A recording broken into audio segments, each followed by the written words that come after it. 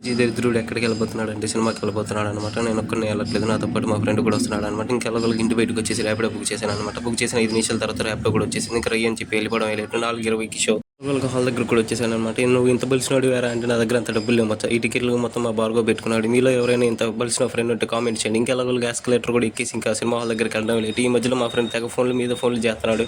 ఎలాగోలకు అతి కష్టం మీద హాల్ దగ్గర కూడా వచ్చేసాను అనమాట. హాల్ లోపలికి చూస్తే చాలా బాగుంది, నార్మల్ హాల్స్ లాగా లేదనమాట. ఇంకెలాగో లోపలికి వెళ్ళడం లేదు. ఇంకెలాగోలకు లోపలికి కూడా వెళ్తాం. లోపలికి చాలా బాగుంది. ఈడే మచ్చ టికెట్ డబ్బులు పెట్టుకుంది. లోపలికి వచ్చేసాను అనమాట. లోపల చాలా చీకటిగా ఉంది. నేను మధ్యలో పడిపోయాను అనమాట. వీడియో ఎందుకు పెట్టలేదురా అంటే పరుగు పోయిందని చెప్పి పెట్టలేకపోయాను. ఇంకా మేము కూర్చున్న 5 నిమిషాల తర్వాత టైటిల్ కూడా పడింది. టైటిల్ పడిన 15 నిమిషాల తర్వాత హీరోయిన్ కూడా వచ్చేసింది. హీరోయిన్ అయితే చాలా బాగుంది. అసలు మీరే చూడండి ఎంత క్యూట్గా ఉందో.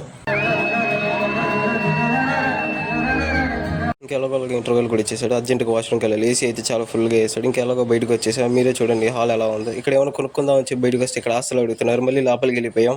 కష్టం మీద సినిమా కూడా అయిపోయింది అనమాట. ఏసీ అయితే చాలా ఫుల్గా వేసాడు. మళ్ళీ వాష్రూమ్లో కొరికెత్తాలి. ఇంకెలాగోలాగా బయటకు కూడా వచ్చేసాం.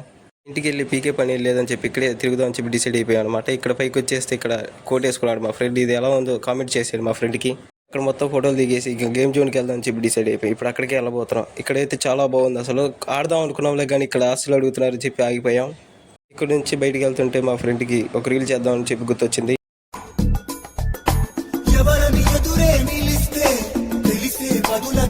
ఇక్కడ మొత్తం ఎంజాయ్ చేసుకొని ఇంటికి వెళ్ళిపోవడం లేట్. మా అమ్మ 3 సార్లు ఫోన్ చేసింది అనమాట. ఇంకా బండి స్టార్ట్ చేసి రయ్య అని చెప్పి వెళ్ళిపోతున్నాం. ఇంకా వెళ్తున్న దారిలో మా కాలేజ్ కనపడింది అనమాట. రాత్రిపూట చూస్తే దెయ్యాలు దబ్బేసి ఎలాగుంది. ఇక్కడే 2 సంవత్సరాలు చదివాం అనమాట.